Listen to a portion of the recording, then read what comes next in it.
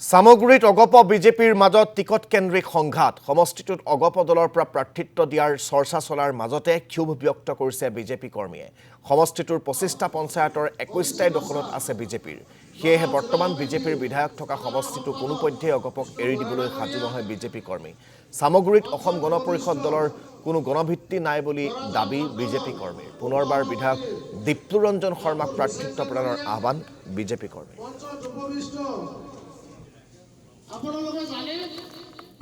আমাৰ অগপ আৰু বিজেপি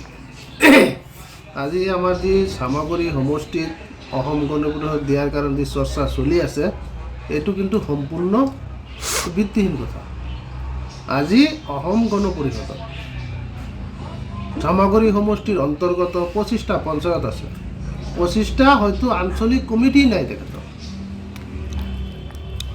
অসম গণ পৰিষদৰ কাৰ্যকৰ্তা নাই বুলি মই নকওঁ কিন্তু বিজেপিৰ তুলনাত আজি বিজেপিৰ 244টা বুথ কমিটি আছে দুটা মণ্ডলত মৰ্চাৰ কমিটিবিলাক আছে মণ্ডলৰ বিভাৱীসকলে একত্ৰিতভাৱে পঞ্চায়ত ইলেকশ্যনৰ পিছৰ পৰা দিনে নিশাই কাম কৰি আছে আপুনি যেনেকৈ মোক সুধিছে আজি যে অসম গণ পৰিষদক দিয়াৰ কাৰণে প্ৰচেষ্টা নহয় বিজেপিৰ কাৰ্যকৰ্তাসকলে সামগ্ৰী সমষ্টিৰ প্ৰাৰ্থী বিজেপিৰ বিচাৰিব তেনেকৈ এজেপিৰ কাৰ্যকৰ্তাসকলেও সামগ্ৰী সমষ্টি এজেপিৰ প্ৰাৰ্থী দিয়াৰ কাৰণে তেখেতক আবেদন কৰিব বা অধিকাৰ আছে এইটো নহয় যে সামগ্ৰী সমষ্টিৰ প্ৰাৰ্থী আজি দলে বা আমাৰ মুখ্যমন্ত্ৰী হিমন্ত বিশ্ব শৰ্মা ডাঙৰীয়াই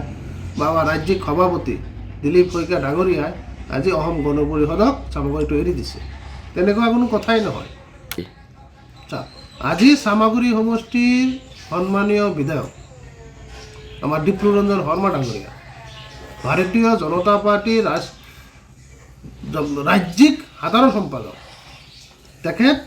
সামগ্ৰী সমষ্টি এতিয়া বিধায়ক হৈ আছে আৰু বিধায়ক থকা এটা সমষ্টি